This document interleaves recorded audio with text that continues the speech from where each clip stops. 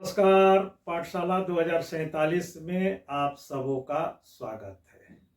अभी हम लोग पढ़ रहे हैं भक्ति काल की कृष्णाश्रयी काव्यधारा के अंतर्गत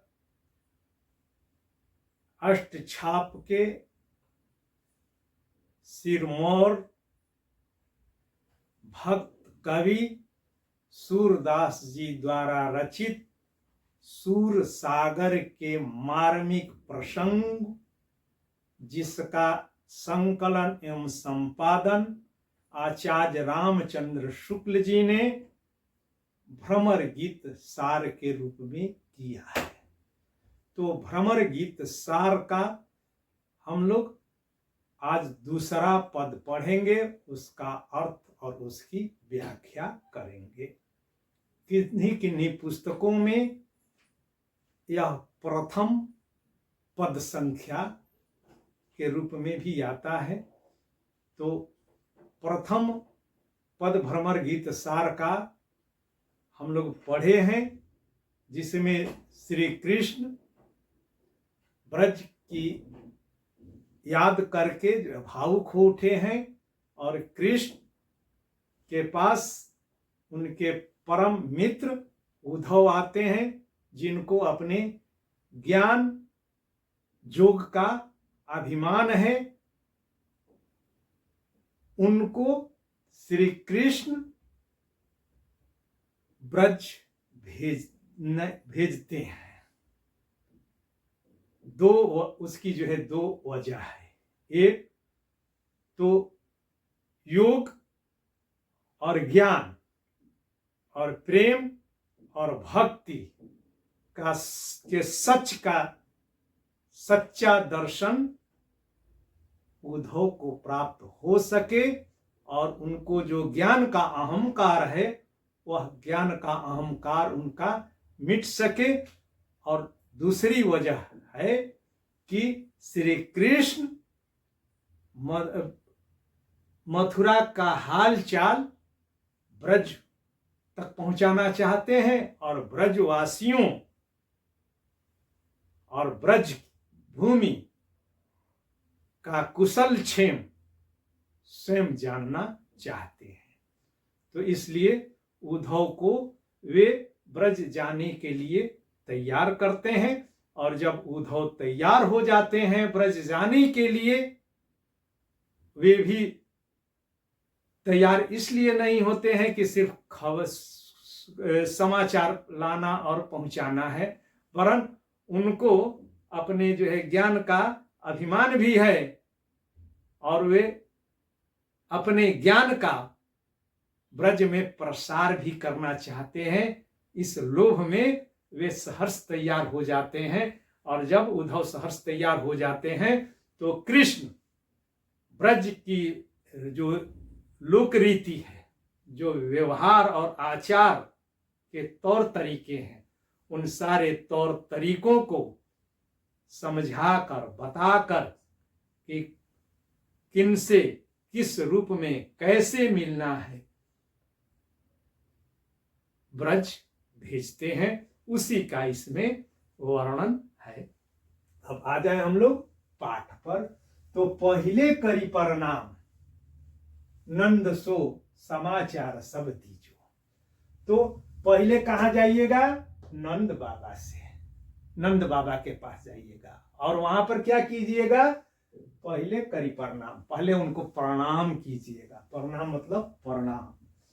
सो समाचार सब दीजो, यहाँ का जो समाचार है, जो सुखद समाचार है, वह सब सुखद समाचार नंद बाबा को दीजिएगा। उसके बाद क्या कीजिएगा? और वहीं पर वृषभानुगोप है, उनके पास जाइएगा। सो जाए सकल सुधि लीजो। और यहाँ नंद बाबा के पास जो है अपने यहाँ का जो है सब समाचार उनको सुनाइएगा। और वहां जब वृषभानु के यहाँ जब जाइएगा तो वृषभानु कौन है? राधा के पिताजी हैं। तो वृषभानु गोप के पास जब जाइएगा तो वहां की सकल सुधि लीजिए, यानी कि पूरी खोज खबर लीजिएगा। क्यों? क्योंकि वहां पर प्रिय प्रिय राधा है, यानी कि वृषभानु के यहाँ भेजने का मकसद राधा का समाचार पाना है। तो इसलिए नंद बाबा के बाद सर्वाधिक उनके लिए जो प्रिय हैं, प्रिय राधा है, राधा के पास वे भेजते हैं। उसके बाद क्या कीजिएगा, श्री दामा आदि का सब गालन मेरे हूं तो भेटियो। वृषभानु से जो मिल के दरवाजे पर जाने के बाद वन में जाइएगा। उस वन में या ब्रज में कौन मिलेंगे? श्री दामा आदिक, यानी कि श्री दामा और अन्य जो मेरे जो ग्वाल मित्र हैं, ग्वाले मित्र हैं, उनसे जो है क्या कीजिएगा, मेरे हूं तो भेटियो। मेरे हूं तो आप मेरी तरफ से, हूं का मतलब तरफ से, भेटियो यानी कि भेंट कीजिएगा। भेंट कीजिएगा कैसे? यानी गले मिलिएगा, उनको समकक्ष समझ करके उनको गले लगाइएगा।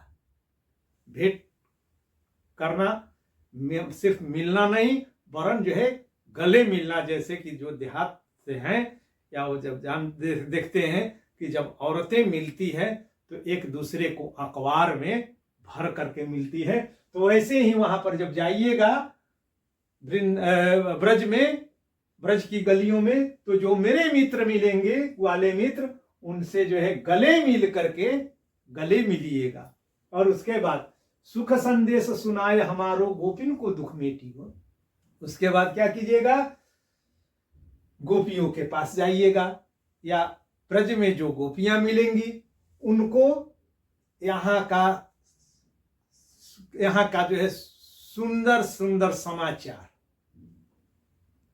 जो यहाँ पर अच्छी जो है बातें हैं, जो अच्छी जो है घटनाएं हुई हैं, उन सभी अच्छाइयों का, यानी कि अच्छी खबर जो है सुना करके क्या कीजिएगा, गोपिन को दुख मेटियो। गोपियों के दुख को दूर करने का प्रयास कीजिएगा, उनके दुख को मिटाइएगा। उसके बाद आप वन में जाइएगा, और उस वन में एक मंत्री बसता है। किसी किसी पुस्तक में मित्र भी मिलता है।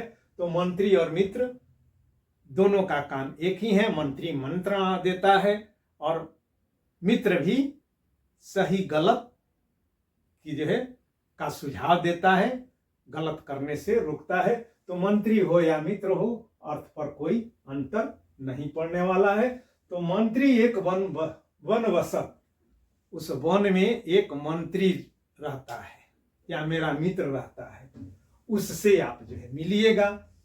और हमरो ताही, यानी हमारो ताही मिले, यानी कि वह मंत्री कैसा है, हम मेरी ही तरह का है, यानी कि रूप रंग आकार वेशभूषा में वह मेरी ही तरह है। उससे जा करके जो है सचु मिले सचु पाइयो, उससे जो है मिलिएगा, मेरी जो है मेरा सत्य समाचार उसको सुनाइएगा, और उससे आप जो है सचु पाइयो, यानी कि सच्चा ज्ञान प्राप्त कीजिएगा। वह जो है झूठ नहीं बोलेगा। जो भी ब्रज में हो रहा है उसका जो है सही विवरण वही जो है मंत्री दे सकता है, या उसी से सच की प्राप्ति हो सकती है। यहाँ सच पाइयो में सलेस अलंकार होने के कारण इसके जो है 2-3 अर्थ हो जाएंगे। एक सच पाइयो यानी कि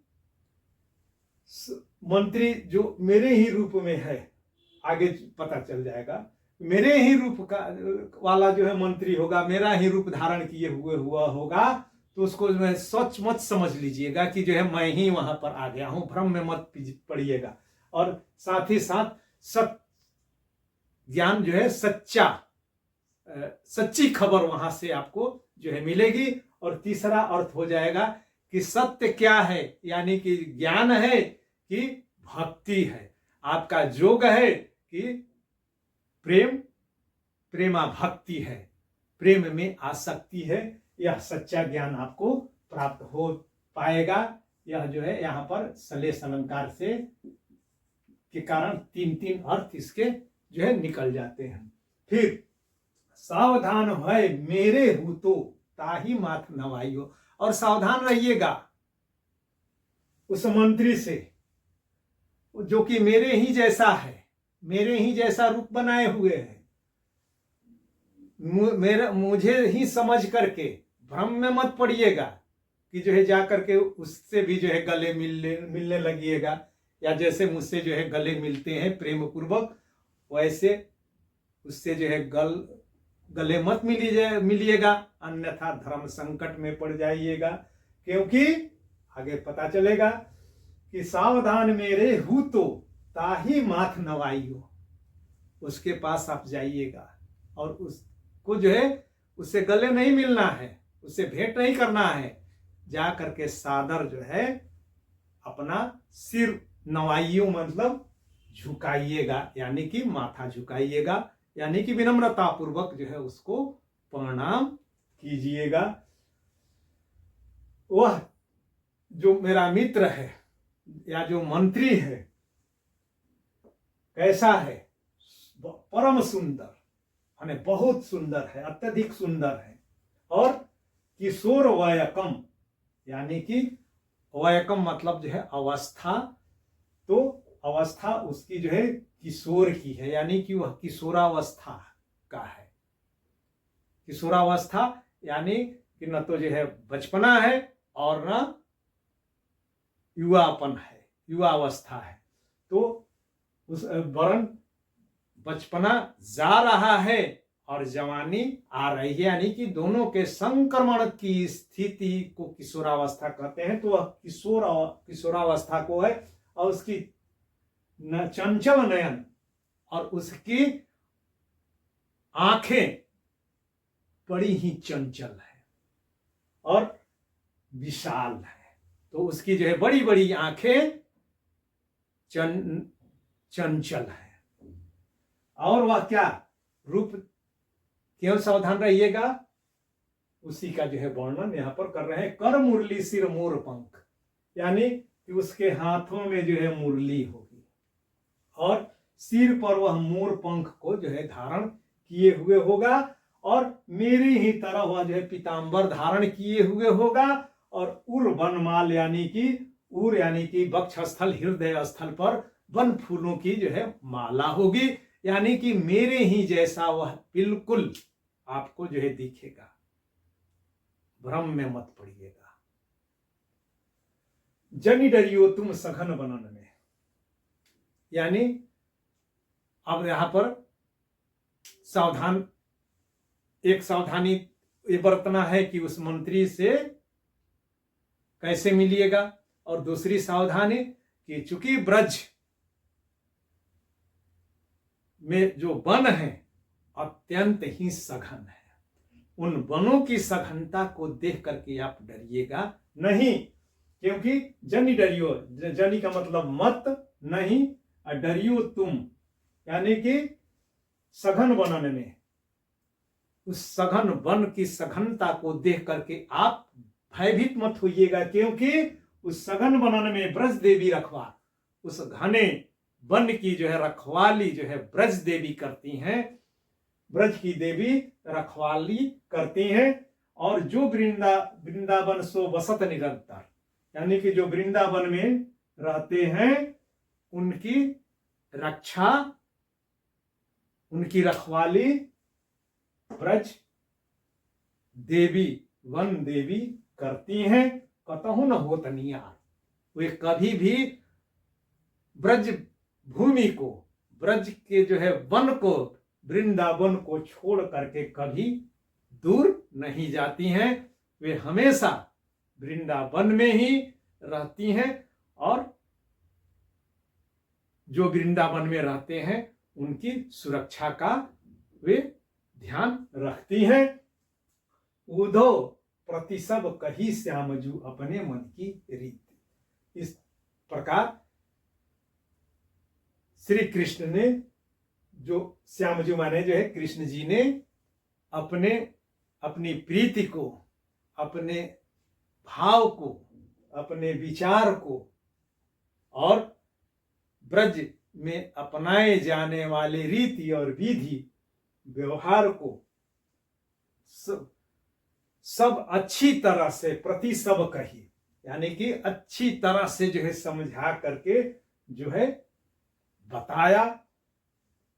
सूरदास जी कहते हैं कि कृष्ण जी ने बड़ी कृपा की, कृपा करी, पठये है सकल ब्रज रीति, यानी कि सब सारे ब्रज के जो है तौर तरीके, ब्रज रीति का मतलब ब्रज की लोक रीति व्यवहार आचार विचार के तौर तरीके को समझा करके उद्धव को ब्रज में भेजा।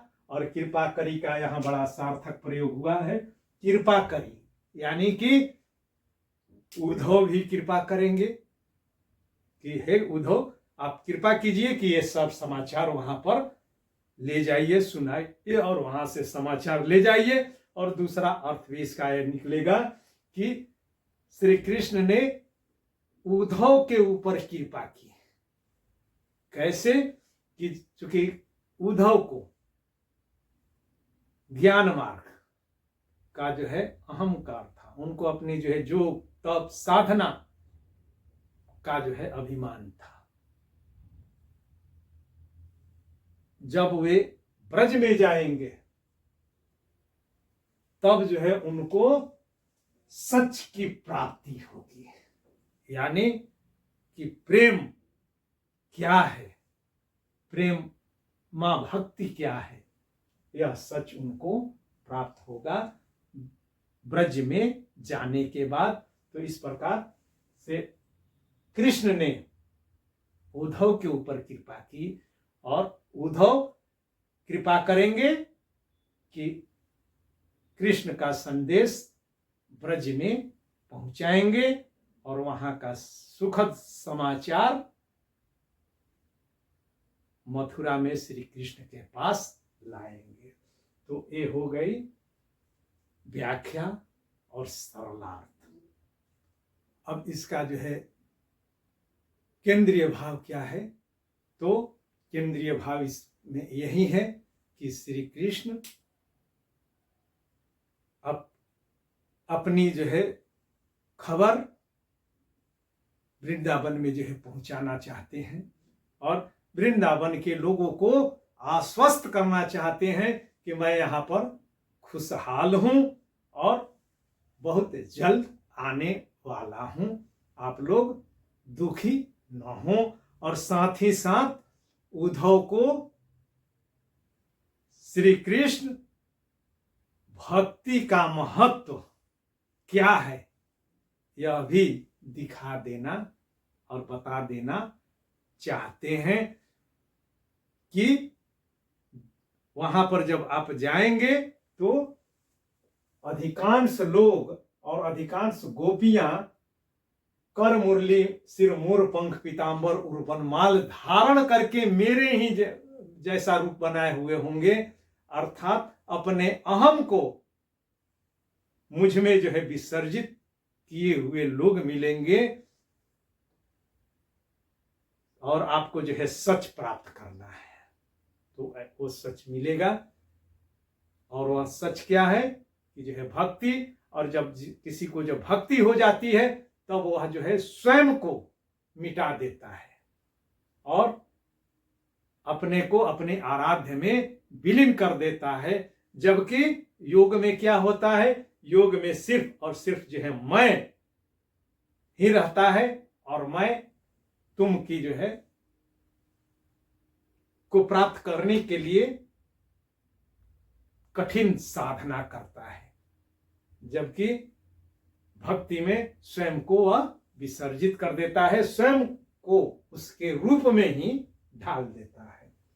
तो अब जो है कला पक्ष, तो कला पक्ष में भाषा तो ब्रज भाषा है। सूरदास जी का महत्व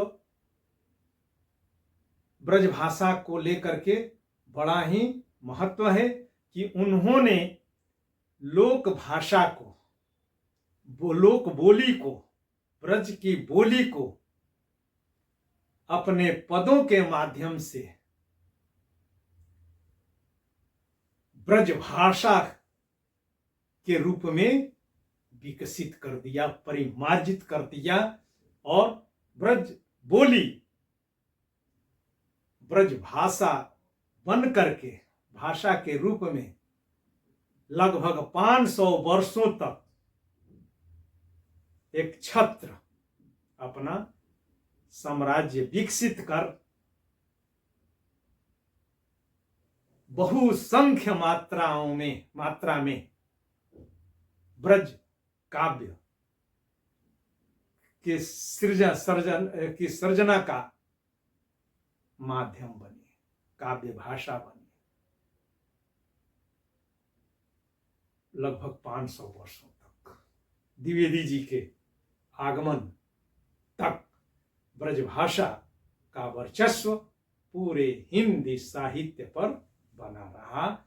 लालित्यपूर्ण है, साहित्यिक भाषा है और सहज स्वाभाविक भाषा है, जो कि अलंकार युक्त है। अब इसमें तमाम तरह के जो है अलंकारों का जो है प्रयोग हुआ है। स स स 3 बार जो है आवृत्ति हुई है स की, इसलिए इसमें वृत्त्या नु प्रास अलंकार है। फिर यहाँ भी स की 3 बार जो है आवृत्ति होने के कारण वृत्त्या नु प्रास अलंकार है। और छेकानुप्रास अलंकार भी है। छेकानुप्रास व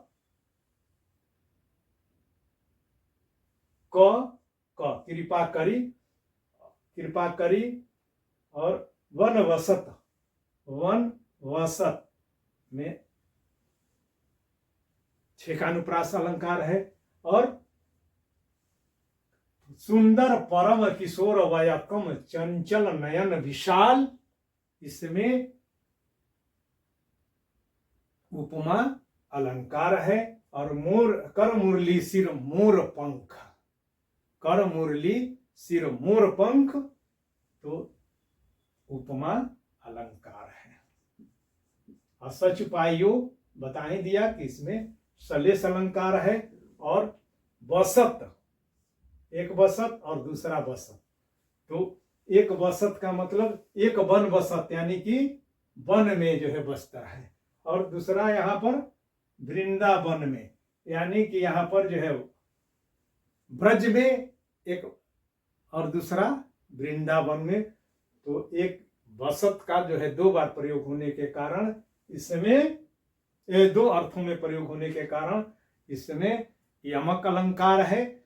और मंत्री एक बसत, मंत्री के रूप में राधा को मंत्री के रूप में चित्रित किए जाने के कारण रूपक अलंकार है। मंत्री एक बसत, वन बसत रूपक अलंकार है। और चूंकि पूरा का पूरा एक चित्र उपस्थित हो जाता है वृंदावन का, गोपियों का, राधा का मंत्री के रूप में, और वन की सघनता का जो है चित्रण यहाँ पर हुआ है। तो इसलिए इसमें एक अलंकार चित्रालंकार है। और जब चित्रालंकार होता है तो भाषा और जो है काव्य दृश्यमान हो उठता है। तो इसलिए इसमें एक दृश्य बिंब है, यह बिंबात्मक भाषा भी है, दृश्य बिंब है। अब छंद तो यह जो है पद है। और उसके बाद रस, तो यह श्रृंगार और भक्ति रस का पद है। तो जब श्रृंगार और भक्ति रहता रस है तो उस स्थिति में उसमें माधुर्य गुण होता है, और रीति उसकी वैदर्भी होती है और विरति मधुरा होती है। और समतुल्य या अन्यान्य पद, तो राधा और कृष्ण को एक रूप दिखाने का जो है प्रयास अन्य तमाम अधिकांश कवियों, बहुत सारे जो है कृष्ण भक्त कवियों ने किया है।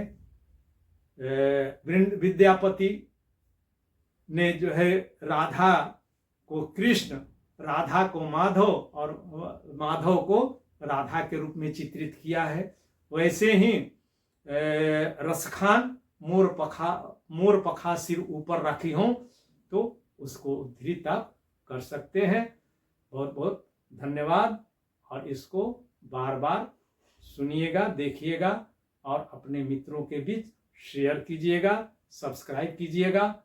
और अगर कहीं कोई परेशानी हो तो कॉल कीजिएगा या कमेंट दीजिएगा।